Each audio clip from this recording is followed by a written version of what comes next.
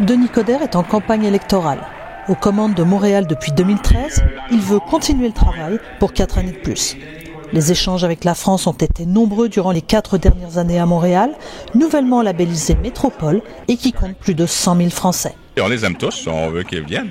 Alors, c'est juste quand on parle de foot, là, c'est le Paris Saint-Germain puis l'Olympique Lyonnais ou les autres, hein, c'est ça. Mais ce qui est clair, c'est que Montréal est un formidable hub, c'est une plaque tournante exceptionnelle. Vous savez, on reçoit, bon an, mal an, entre 100 et 280 nouveaux arrivants par jour à Montréal.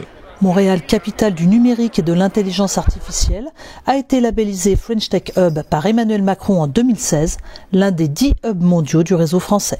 C'est important parce que toute la question du numérique, toute la question de l'économie nuagique, l'intelligence artificielle, les startups, toutes ces choses-là, on a beaucoup de choses en commun, puis on est capable de travailler. Montréal est la ville par excellence des startups au Canada. On a vu du côté de Paris, par exemple, et de Lyon et des autres villes, comment c'est aussi important. Donc, justement, ce français en partage, je dirais, cette communion d'esprit et ce niveau de confiance déjà assumé nous permet d'aller encore plus loin quand on veut pleinement se réaliser.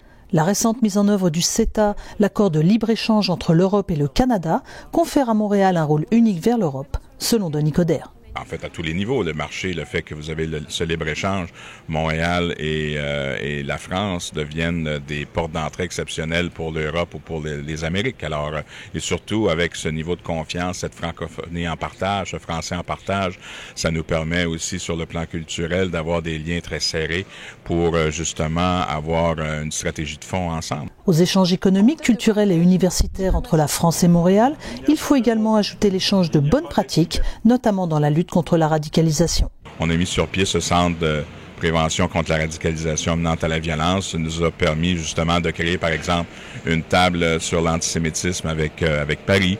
On a travaillé ensemble aussi sur toutes les échelles ou le baromètre des attitudes pour voir si est-ce que c'est de l'ignorance, de la xénophobie ou c'est un code probant de sécurité nationale. Donc, on a tous et toutes travaillé ensemble, donc que ce soit avec Anne Hidalgo, Gérard Collomb, ça donne bien, l'ancien maire maintenant qui est ministre de l'Intérieur, donc, et Georges qui le remplace, mais que ce soit avec Nice, que ce soit avec d'autres villes françaises, on a vraiment travaillé en ce sens-là. Adepte de la diplomatie urbaine initiée en France lors de la COP21, Denis Coderre estime que l'échange entre métropoles est salutaire pour aborder les défis du XXIe siècle.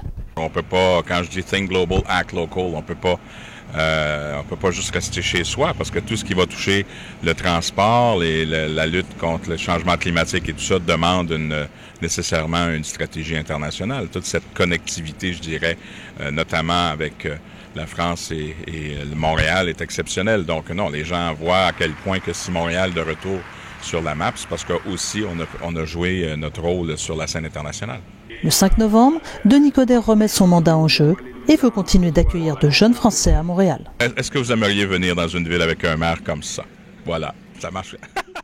Un reportage de Nathalie Simon-Claire à Montréal pour l'Outarde Libéré.